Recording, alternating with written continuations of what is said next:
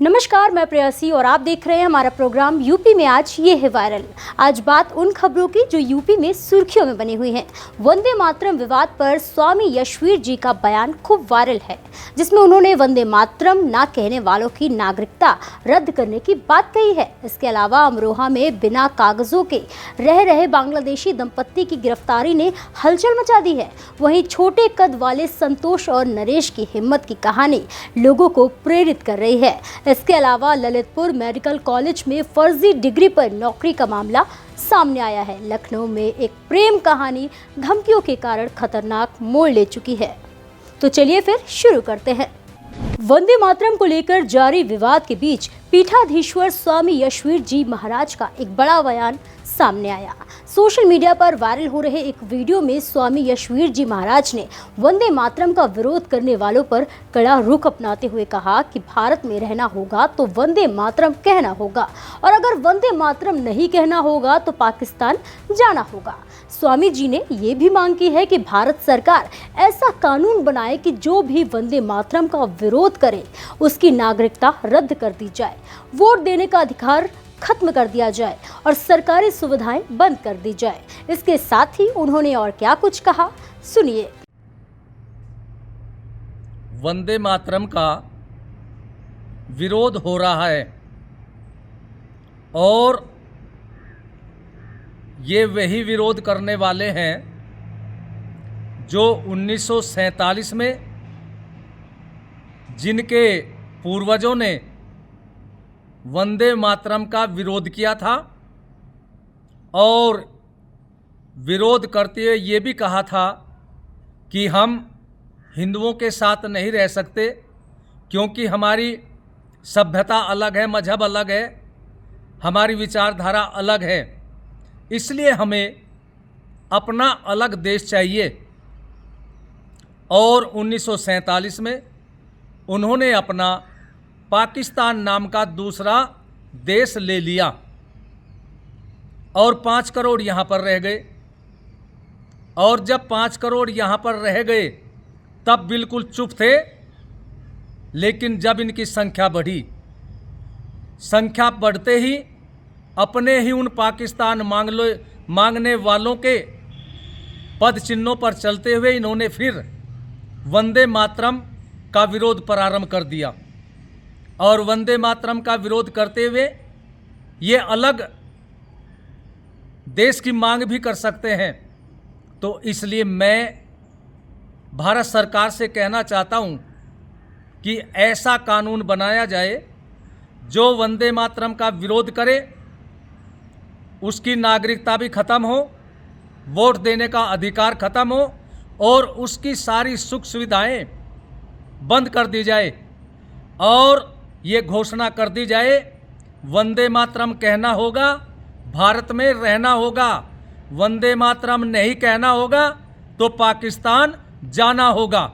आपको बता दें कि स्वामी यशवीर जी महाराज वही संत हैं जिन्होंने कावड़ यात्रा के दौरान नेम प्लेट और पहचान अभियान का मुद्दा उठाया था। उनके बयान अक्सर सोशल मीडिया पर चर्चा का विषय बने रहते हैं और अब वंदे मातरम पर दिया गया उनका ये बयान भी तेजी से वायरल हो रहा है।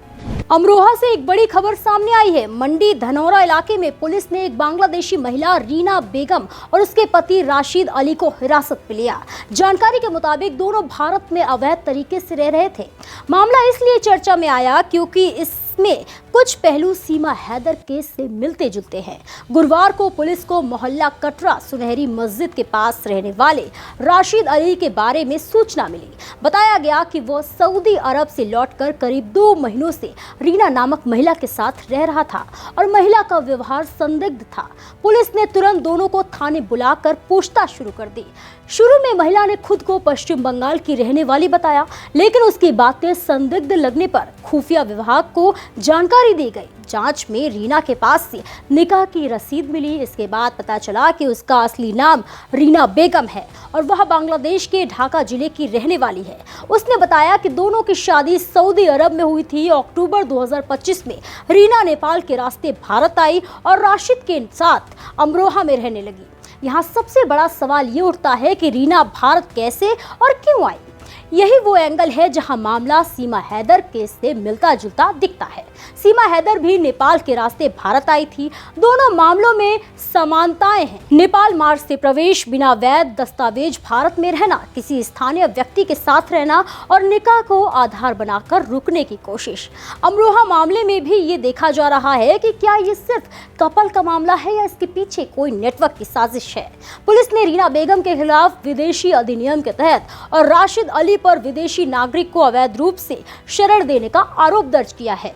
दोनों को हिरासत में रखा गया है और उनकी गतिविधियों की गहराई से जांच की जा रही है। यूपी सरकार ने अवैध घुसपैठ रोकने के लिए ऑपरेशन टॉर्च शुरू किया है। पुलिस और खुफिया विभाग रीना के उद्देश्य नेपाल से भारत आने के मदद करने वाले और राशिद के संपर्कों की जांच कर रहे हैं। कभी कभी जिंदगी ऐसे मोड़ पर ले आती है जहां इंसान टूट जाता है, पर कुछ लोग ऐसे भी होते हैं जो टूट कर भी बिखरते नहीं बल्कि अपनी हिम्मत से दुनिया को चुनौती दे देते हैं। यूपी के अमरोहा जिले से सामने आई ये कहानी दो ऐसे ही भाइयों की है, संतोष और नरेश, जिनकी लंबाई भले ही 39 और 41 इंच हो, लेकिन हौसले आसमान से भी ऊंचे हैं। गरीबी, बेरोजगारी और लोग क्या कहेंगे जैसे तानों से लड़ते लड़ते आज ये दोनों भाई प्रशासन की चौखट पर पहुंचे हैं, सिर्फ एक उम्मीद लेकर कि शायद उनकी जिंदगी भी एक दिन बदल सके। 27 वर्षीय संतोष कुमार, जिसने मुश्किलों का सामना करते करते बीएससी तक की पढ़ाई पूरी की, लेकिन अफसोस किस्मत जैसे हर कदम पर उन्हें परखती रही। जहां भी नौकरी की तलाश में गए, लोगों ने चेहरा देखकर ही फैसला सुना दिया। इतने छोटे हो, काम कैसे करोगे? इंटरव्यू में प्रतिभा से ज्यादा उनकी कद काठी को तौला गया। सपनों को पूरा करने के रास्ते बंद होते गए और संतोष की आंखों में बसे अरमान धीरे धीरे धुंधले पड़ने लगे। दूसरी तरफ उनका छोटा भाई नरेश, जो खुद भी पढ़ना चाहता था, आगे बढ़ना चाहता था, लेकिन घर के हालात इतने कमजोर थे कि किताबें छोड़कर जिम्मेदारियों का बोझ उठाना पड़ा। पर विडंबना देखिए, मजबूरी भी नहीं मिली। लोग उसे देखते और मुस्कुरा देते, कुछ तो तरस भी खाते, लेकिन काम देने की हिम्मत कोई नहीं करता।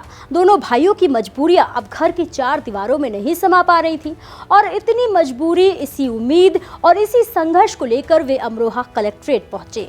जिलाधिकारी से रोजगार की गुहार लगाई और बस एक आस की शायद कोई उनका दर्द समझ सके। कलेक्ट्रेट परिसर में बैठे दोनों भाइयों की आंखें बार बार दरवाजे की तरफ उठ जाती हैं, हर बार जैसे कोई उम्मीद का दीप जल उठता हो।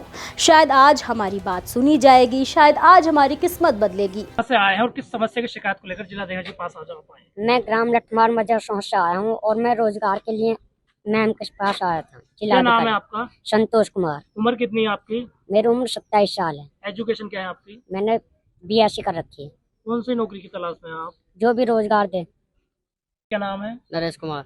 एज कितनी है आपकी? 23। एजुकेशन क्या है आपकी? High school. कौन सी नौकरी की तलाश में हैं आप? जो मैम देने। मैम से क्या आश्वासन मिला है आज आपको? मैम से बताई थी अभी। मैम ने क्या बोला आपसे?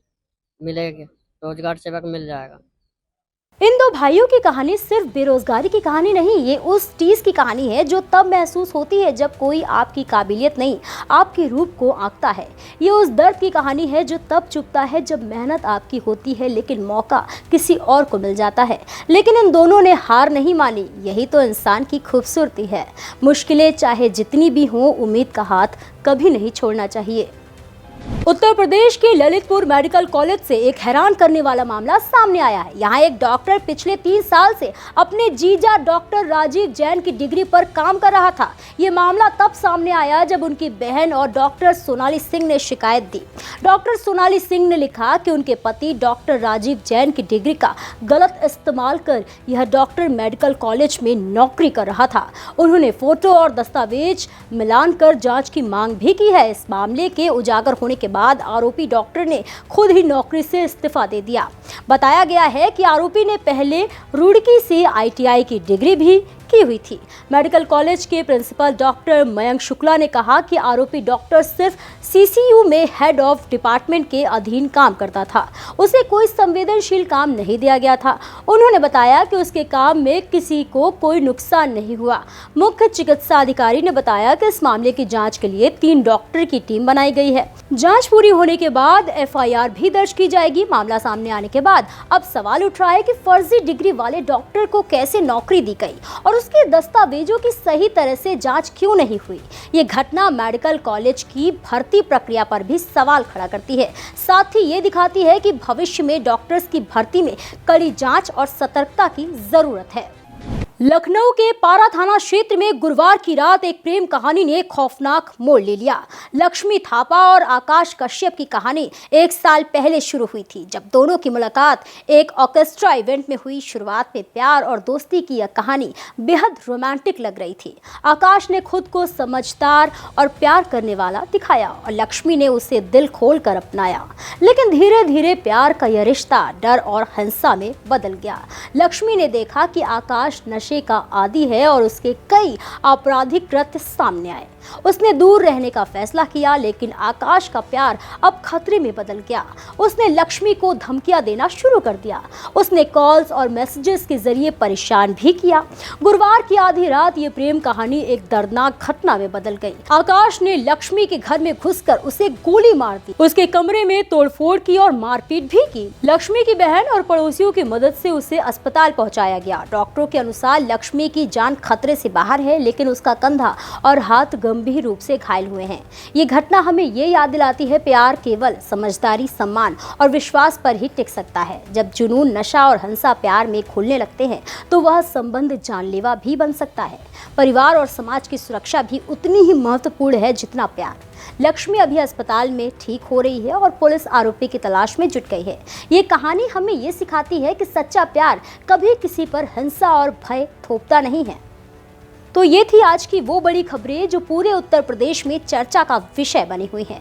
कहीं विवाद बढ़ रहा है तो कहीं अपराध का खुलासा हो रहा है और कहीं हिम्मत की कहानियां दिल को छू रही हैं। हालात चाहे जैसे हों, लेकिन ये घटनाएं हमें प्रदेश की बदलती तस्वीर और चुनौतियों का एहसास कराती हैं।